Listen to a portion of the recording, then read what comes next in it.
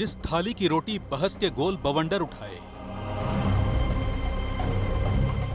जिस थाली की दाल कुछ तो काला है वाला संदेह पैदा करे, जिस थाली की सब्जी सबसे सस्ती होने के चलते दुनिया की आंखों में चुभे, जिस थाली की मटन और चिकन करी कड़वे सवाल पैदा करे, और जिस थाली की फोटो और रेट व्हाट्सएप पर वायरल हो जाए, उसका चला जाना ही अच्छा था। और वही हुआ। संसद की कैंटीन की सस्ती थाली के दिन बीत गए।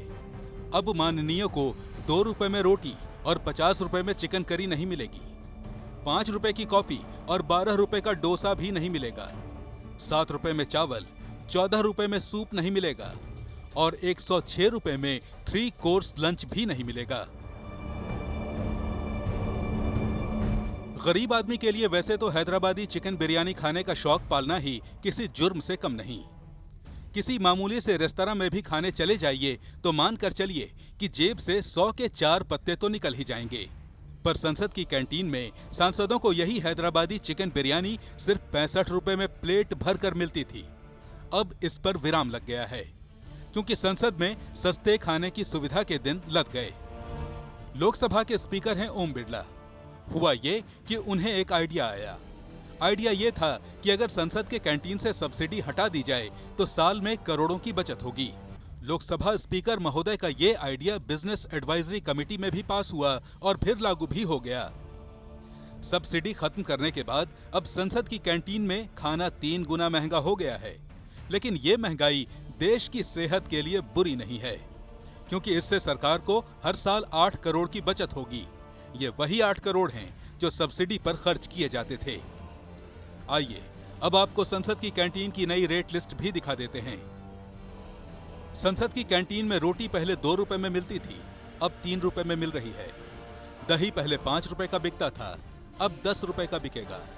प्लेन डोसा 12 रुपए का था, अब 30 रुपए में मिलता है। मिनी थाली 15 रुपए की थी, अब 50 रुपए देने पड़ते हैं इसके लिए। जूस 24 रुपए का गिलास था, अब इसके लिए 60 रुपए चुकाने पड़ रहे हैं। चिकन करी पहले 50 रुपए की थी, अब इसके लिए 75 रुपए अदा करने पड़ रहे हैं। मटन करी 45 रुपए की थी, अब इसके लिए 125 रुपए का भुगतान करना पड़ रहा है। चिकन कटलेट के लिए सिर्फ 41 रुपए अदा करने पड़ते थे, अब 100 रुपए का भुगतान करना पड़ रहा है। इन सब के अलावा वेज बफे लंच के लिए सांसदों को 500 रुपए अदा करने होंगे। 27 जनवरी से संसद की कैंटीन में नया रेट लागू हो चुका है। 29 को बजट सत्र के लिए जमा हुए माननीयों को भोजन का भुगतान नई दरों के हिसाब से ही करना पड़ा। कैंटीन के मैनेजमेंट में भी बदलाव किया गया है। साल 1968 से यानी 52 वर्षों से पार्लियामेंट की कैंटीन चलाने का जिम्मा उत्तर रेलवे के पास था, पर अब इसे इंडियन टूरिज्म डेवलपमेंट कॉरपोरेशन यानी ITDC के हवाले कर दिया गया है। दरअसल ये बदलाव ऐसे ही नहीं हुए। इसके पीछे सबसे बड़ी वजह है विवाद।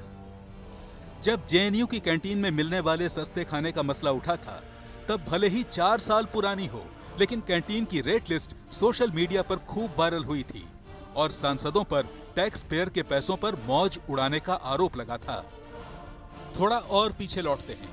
साल 2015 में एक रिपोर्ट आई थी जिसमें कहा गया था कि कैंटीन में खाने की लागत पर 80% तक सब्सिडी दी जाती है।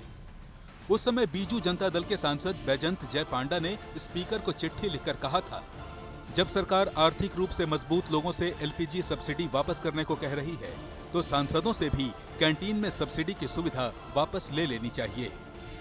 लेकिन दिसंबर 2019 में जब सब्सिडी खत्म करने का फैसला लिया गया, तब कांग्रेस नेता अधीर रंजन चौधरी ने इसका विरोध किया था। उनका तर्क था, पार्लियामेंट की कैंटीन से सब्सिडी हटाने से संसद में आने वाले सैकड़ों कर्मचारियों और मीडिया कर्मियों को मुश्किल हो सकती है। उनसे खाने के लिए ज्यादा पैसे देने की उम्मीद करना ठीक नहीं होगा। इसलिए सब्सिडी केवल सांसदों के लिए खत्म की जाए। अधीर रंजन की बात का सत्ता पक्ष के कुछ सांसदों ने भी समर्थन किया था। बहरहाल अब संसद की कैंटीन से सब्सिडी खत्म हो चुकी है। इसके बाद भी यहाँ का खाना बाहर के मुकाबले सस्ता ही रहेगा, और अगर न भी रहता तो सांसदों की सेहत पर कोई बहुत ज्यादा फर्क पड़ता, ये मानना जरा मुश्किल है। अब रही बात आपकी, तो आप चाहें तो इसे सरकारी खजाने के लिए फायदे की बात समझें या फिर वीआईपी कल्चर खत्म करने की कोशिश का संदेश देने वाला मोदी स्टाइल, ये आपकी मर्जी है।